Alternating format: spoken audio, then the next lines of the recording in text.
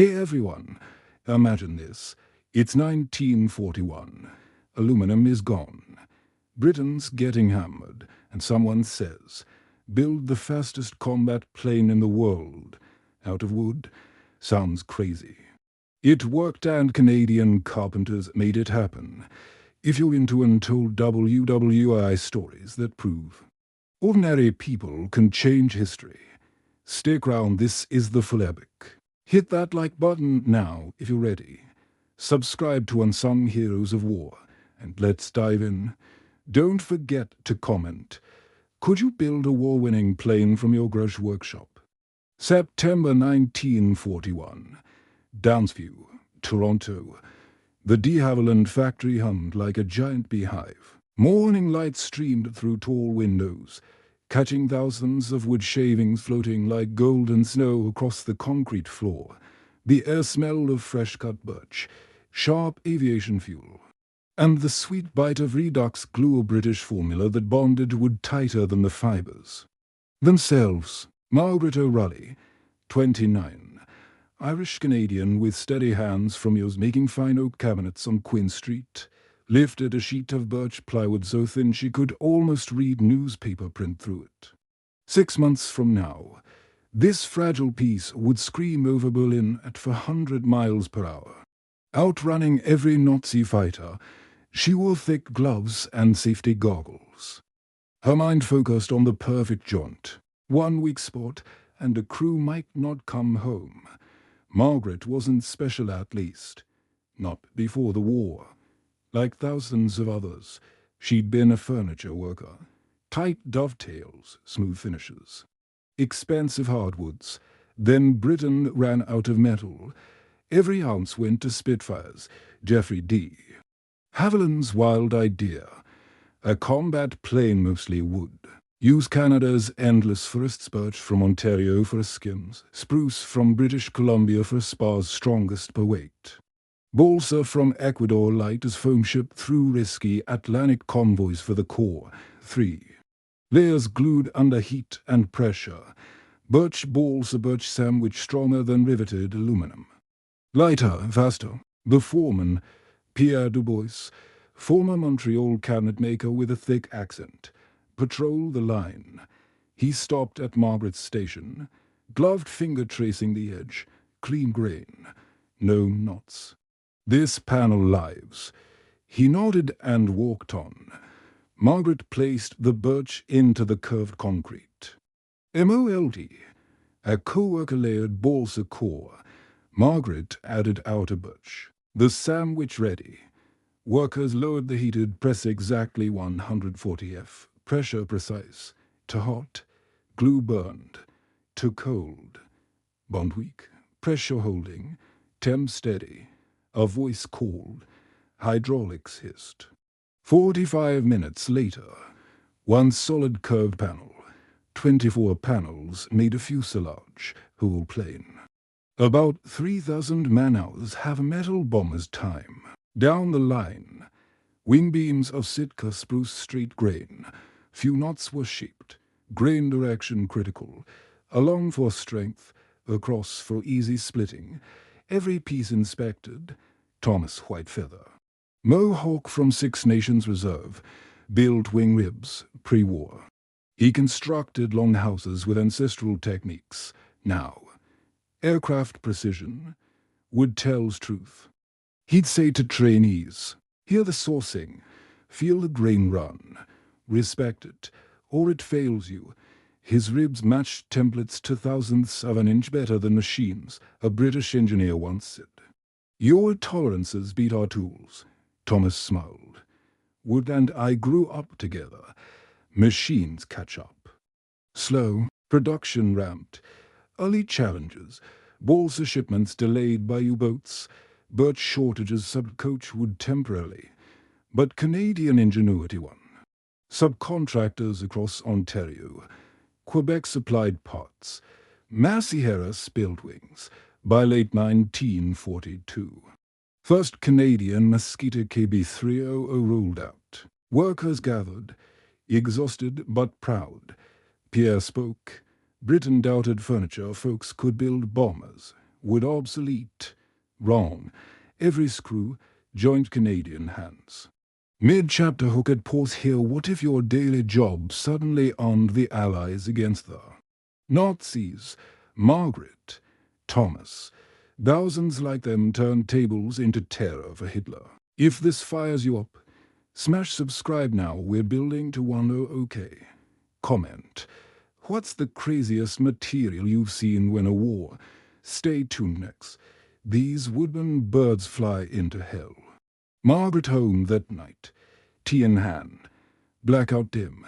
Soon crews would fly these facing flak. Fighters, they'd return because panels held, joints tight. Her work perfect, Canada fought with saws, glue, forests. March 1943, Raff Maham, Norfolk, England. The pre-dawn air was sharp enough to cut skin. Frost glittered on the grass beside the dispersal hut. Flight Lieutenant James Harlan stood next to Mosquito KB-48. A Canadian-built bird straight from the Downsview line. He ran his gloved palm along the smooth birch fuselage. It felt warm, almost friendly. Nothing like the cold riveted aluminum of other bombers. The smell was faint glue and Canadian pine, mixed with the oily sweetness of Merlin exhaust. His navigator, Sergeant Pierre Leclerc from Montreal, crouched under the nose checking the camera ports in the bomb bay. "Recon run to Berlin tonight, mon ami," Pierre said in French. 30th trip together. You ready? James nodded. No guns forward in this photo recon version, just for high-resolution cameras and 8,000 feet of film. No armor plating. No escort. Pure speed was the defense. The Mosquito could touch for 100 miles per hour above 20,000 feet faster than any operational Luftwaffe fighter could climb to intercept in time. James climbed the small ladder, ducked through the bottom hatch, settled into the left seat. The cockpit was tight but well laid out, every switch and gauge within easy reach. He ran the startup checklist from memory. Fuel cocks open, primers pumped, starboard Merlin coughed blue smoke. Then caught with a healthy roar. Port engine followed. The propellers blurred into silver discs. Round crew pulled the chocks. James eased the throttles forward. The wooden airframe accelerated quickly, tail rising. Then the main wheels left the runway at 120 miles per hour. Gear up, flaps up, climb power. They punched through low cloud into moonlight. James leveled at 28,000 feet. Outside it was 40 below zero. Inside the fuselage the wood insulated better than metal, no frost. On the instruments, no numb fingers. Pierre worked the navigation table behind him, plotting by dead reckoning, compass, and occasional glimpses of stars through breaks in the overcast. They crossed the North Sea in silence except for the steady drone of the Merlins, German Freya. Radar would pick them up soon. Fighter controllers would vector Mi-110s or Ju-88s toward them. But the numbers never worked in the Germans' favor. By the time the night fighters reached altitude, the Mosquito was already miles ahead. The coast appeared below Rostock, dimmed by blackout. Flax started black shell bursts blooming to far behind. James jinked left, then right, keeping the track unpredictable. 15 minutes to target. Pierre called. Berlin sprawled ahead, a patchwork of dark streets and factory glow. James dropped to 22,000 for better photography, leveled off. Held course straight and steady, the most dangerous part. Cameras clicked in rapid bursts. Pierre counted frames, 60 exposures, full coverage of the rail yards and synthetic fuel plant. Got it. All. James shoved the throttles to the stops. The airspeed indicator wound up 380, 390, for 100 miles per hour. The wooden wings flexed slightly under the load, but held firm. Below, Focke-Wulf 190s were clawing for height, exhaust flames visible in the dark. They never closed. The Mosquito pulled away like the fighters were standing still. North Sea again. Engine throttled back to cruise.safe. James touched the small scrap of birch plywood he kept taped to the instrument panel, a piece cut from a rejected fuselage panel at Downsview. "You did good again," he muttered to it. They touched down at Marham just as the sky began to lighten in the east. Ground crew swarmed the plane. No holes, no leaks. Debrief room smelled of coffee and cigarette smoke. Intelligence officers unspooled the film. Sharp images, valuable targets identified. James leaned back in the chair, exhaustion hitting now that the adrenaline was gone. He thought of the men and women in Toronto who had glued those panels, checked those ribs, measured those spars. They would never know this particular Mosquito by number, but their hands had carried him through the most dangerous sky in the world and brought him back whole. February 1944. Over the frozen coast of Norway, Flight Lieutenant Alex Donovan fought the starboard Merlin as it coughed and spat white smoke. All pressure dropped to zero. Temperature needle pinned in the red. "We lost the right engine," he told navigator Bill Fraser. "We won't make Scotland." Below, through thinning cloud, a wide frozen lake gleamed silver. Only chance, Alex reduced power on the good engine. Set flaps, lined up carefully. The Mosquito sank in a controlled descent. Wheels stayed up, barely landing on ice. The wooden fuselage scraped with a long tearing sound like giant sandpaper. They slid free. 100 yards before stopping, both men unbuckled, kicked the hatch open, ran across the ice toward the tree line. Too late. German patrols had seen the crash. Within 30 minutes they were surrounded. Hands raised. Captured. The aircraft was barely damaged. The wood had absorbed the impact perfectly, no major structural failure. German recovery teams dismantled what they could and trucked the pieces to the nearest railhead. Within a week the Mosquito arrived at Reglan, the Luftwaffe's secret test sentinels of Berlin. Captain Erich Müller, one of Germany's most experienced test pilots, walked round the machine in the huge hangar. He tapped the fuselage with his knuckles, hollow, like knocking on fine cabinetry. This was built by furniture workers. He asked the engineers. They nodded. He shook his head in disbelief. Technicians swarmed the plane for days. They cut inspection panels, peeled back skins, measured every layer. Birch outer plies, walls a core. Birch inner skin glued with redox that tested stronger than the wood fibers themselves. Spruce wing spars showed perfect grain alignment. Tolerances were astonishing gaps and fits that rivaled the best German metal shops. One engineer wrote in his report, "The Canadians have achieved precision with simple woodworking. Tools that our most advanced factories struggle to match in aluminum."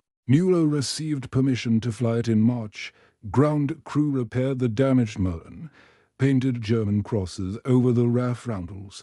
He climbed in, started both engines. They ran smooth, taxi. Line up, full power. The acceleration pressed him into the seat like a fighter, not a bomber. At altitude he leveled off and pushed to maximum. The airspeed indicator climbed past 395 miles per hour. An FW-190 flying chase could manage only 385 at full throttle. The Mosquito pulled away effortlessly.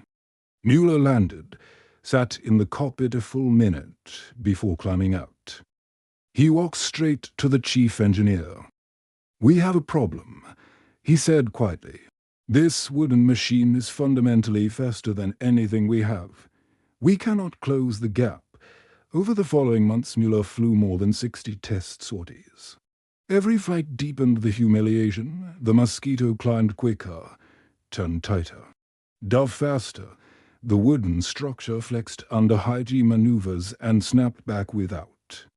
Cracking something stressed metal often failed to do. Comparative trials against Me 109s, FW-190s.